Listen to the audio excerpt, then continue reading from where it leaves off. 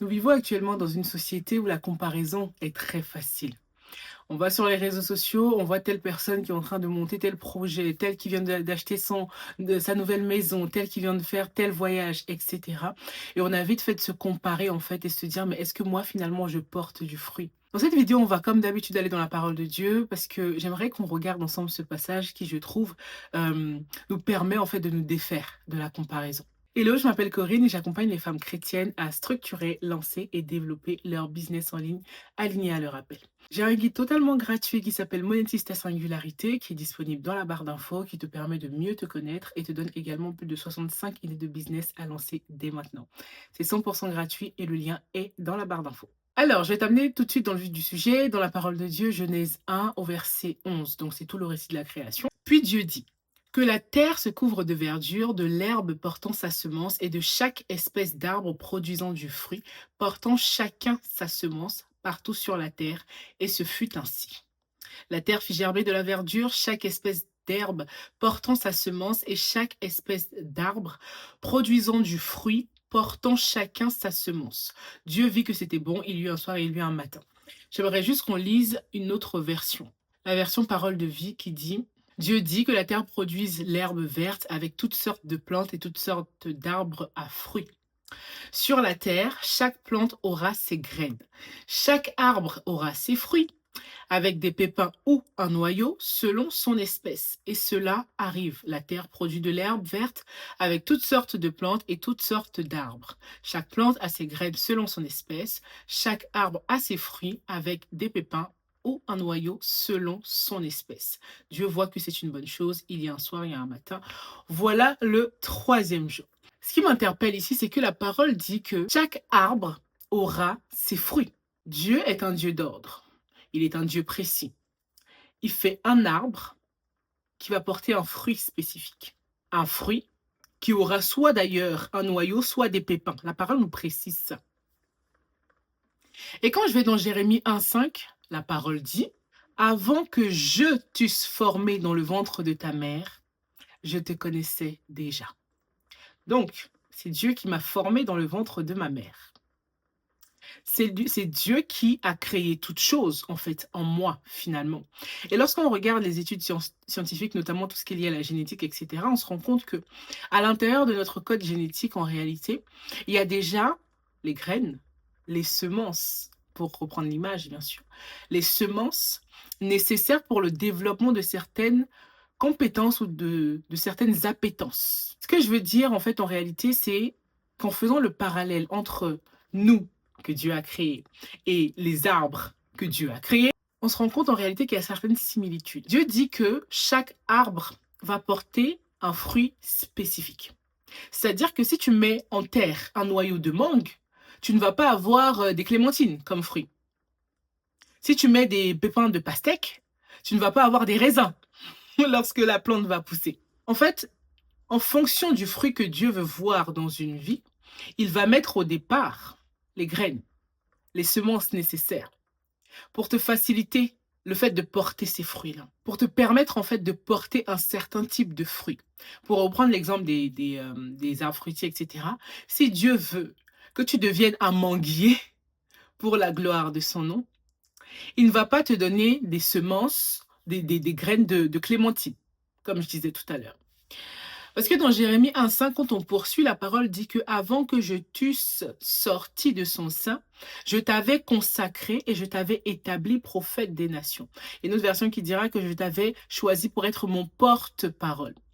Donc, si Dieu veut que nous soyons son porte-parole, chacun dans une sphère d'influence différente, sur un territoire différent, etc. Mais Dieu sait le fruit qu'il veut que tu produises pour lui. Donc, sur base de ce fruit-là, il va en fait te donner des semences nécessaires au départ, donc depuis le ventre de ta mère, pour te permettre, une fois que tu seras arrivé sur la terre, de pouvoir au fur et à mesure porter ce fruit-là. Donc, Dieu ne va pas te donner des pépins de pastèque s'il veut que tu deviennes un manguier avec des mangues comme fruits. C'est pour ça que la parole précise selon son espèce. Chaque arbre aura ses fruits avec des pépins ou un noyau selon son espèce. Donc en fait, le fruit que tu vas porter, ce que tu vas faire sur la terre, sera lié à ton espèce. Que veut dire ton espèce? Ça veut dire que le fruit que tu vas porter va dépendre de ta singularité. Le fruit que tu vas porter va dépendre de tout ce que Dieu a mis en toi. Et en fait, de toute la combinaison de ta complexité. Parce qu'en réalité, Dieu nous donne tellement de choses différentes. C'est-à-dire qu'on est né, je sais pas, dans un pays différent. On est né avec une couleur de peau, une couleur des yeux, une nature de cheveux, etc. Tout ça de différent. Enfin, il y a tellement de choses qui forment en fait ta singularité. Il y a tellement de choses qui forment ton unicité qu'il n'y a pas deux personnes comme toi sur la Terre. Toute cette complexité-là qui te forme toi est en fait liée au fruit spécifique qui doit sortir de ta vie. Et c'est la raison pour laquelle, finalement, qu'on se compare à d'autres personnes, en se disant: «Oui, mais telle personne arrive à faire ceci, telle personne fait ça», et cetera. Mais en fait, c'est comme un non-sens. C'est comme si on disait à Dieu: «Mais tu t'es trompé, en fait». Alors que lui se base sur le fruit qu'il veut voir dans nos vies pour nous donner des semences au départ, pour nous donner une certaine personnalité, pour nous donner un certain, humour, par exemple, certaines passions, pour nous donner certains talents, certains dons en particulier, pour nous faire même arriver, naître dans une famille en particulier, dans un pays particulier. Et en fait, toute cette complexité-là forme ta singularité.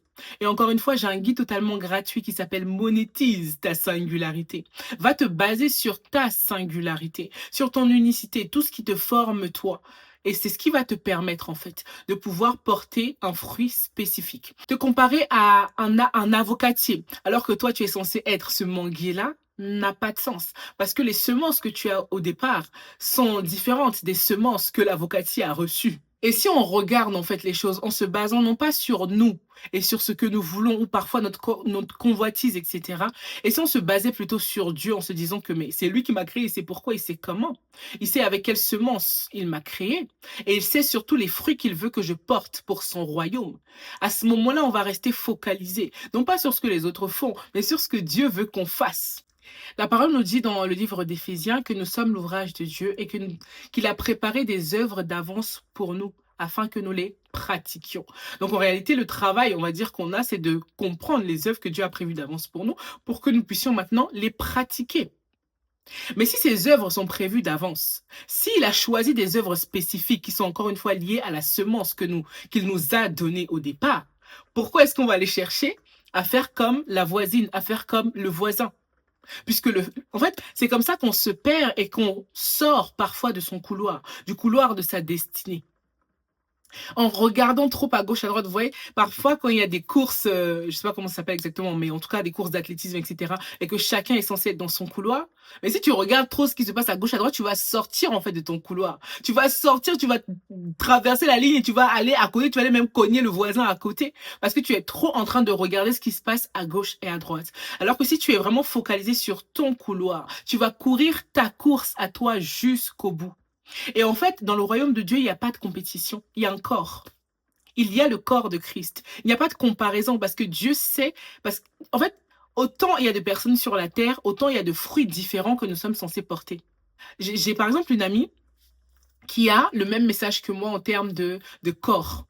Parler du corps, de l'importance du corps, de prendre soin de son corps, etc. C'est mon amie. Lorsqu'on discute, on a l'impression que ce que je dis, elle pourrait le dire, ce qu'elle dit, je pourrais le dire, tellement notre message est similaire. Mais lorsque nous regardons, par exemple, à notre histoire, on n'a pas du tout le même background. On n'a pas du tout la même histoire de départ.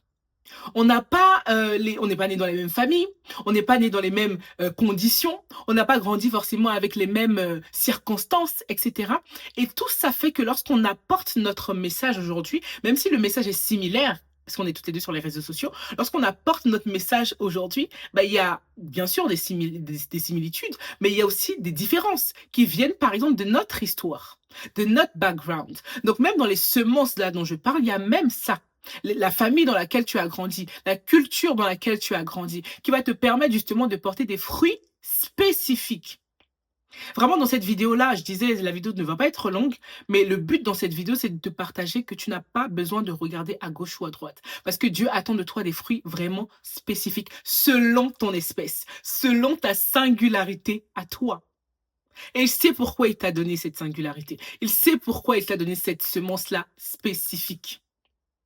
j'aimerais vraiment t'inviter à rester focalisé non pas sur ce que tes yeux voient les autres faire, mais sur ce que Dieu avait vu depuis le départ lorsqu'il a choisi de t'envoyer dans le ventre de ta mère. À regarder aux fruits que Dieu veut que tu portes pour la gloire de son nom. Et dans ton entreprise, c'est pareil en réalité. Lorsqu'on va parler par exemple du personal branding, en réalité, le personal branding va te permettre de te démarquer. C'est en fait en français la marque personnelle. Lorsque toi, tu vas te mettre en avant en tant que personne avec ta semence, avec ta singularité, mais en fait très naturellement, tu vas te démarquer de tout ce qui existe déjà dans ta sphère d'influence. Il se peut qu'il y ait des personnes qui apportent plus ou moins le même message que toi. Mais la façon dont toi tu vas le faire, mais cette façon-là va être toujours différente. En tout cas, si tu prends le temps d'aller creuser et ça, c'est de la connaissance de soi. Si tu prends le temps d'aller creuser en toi-même, tu vas réaliser que, en fait, tu peux mettre en avant des choses différentes de ce qui existe déjà dans ton milieu. Et le but, c'est pas de chercher à écraser les autres ou quoi que ce soit. Non, on peut réussir sans, en fait, on est censé réussir sans avoir à écraser les autres, sans avoir à diminuer les autres. En réalité, encore une fois, lorsqu'on comprend son identité, lorsqu'on comprend ici sa singularité, sa semence de départ, on comprend qu'il n'y a même pas une histoire de comparaison, ça peut arriver qu'on se compare, on est tous humains, attention, mais on se reprend en réalisant que mais en fait, j'ai pas besoin de me comparer parce que j'ai une semence particulière au départ. J'ai des graines en particulier au départ. Je souhaitais vraiment nous encourager dans cette vidéo et je dis nous parce que encore une fois, on peut toutes et tous à un moment donné en scrollant sur les réseaux sociaux se retrouver à se comparer.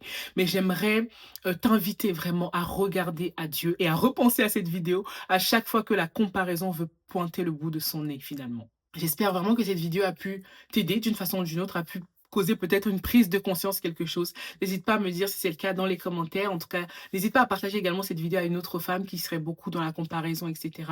Je crois que ça lui fera vraiment du bien. Et puis, si tu n'es pas encore abonné, abonne-toi. Si tu n'as pas encore liké, like la vidéo. Ça permet vraiment à YouTube de montrer ma chaîne et mes vidéos à plus de personnes. Et moi, je te dis à très bientôt pour une nouvelle vidéo. Ciao!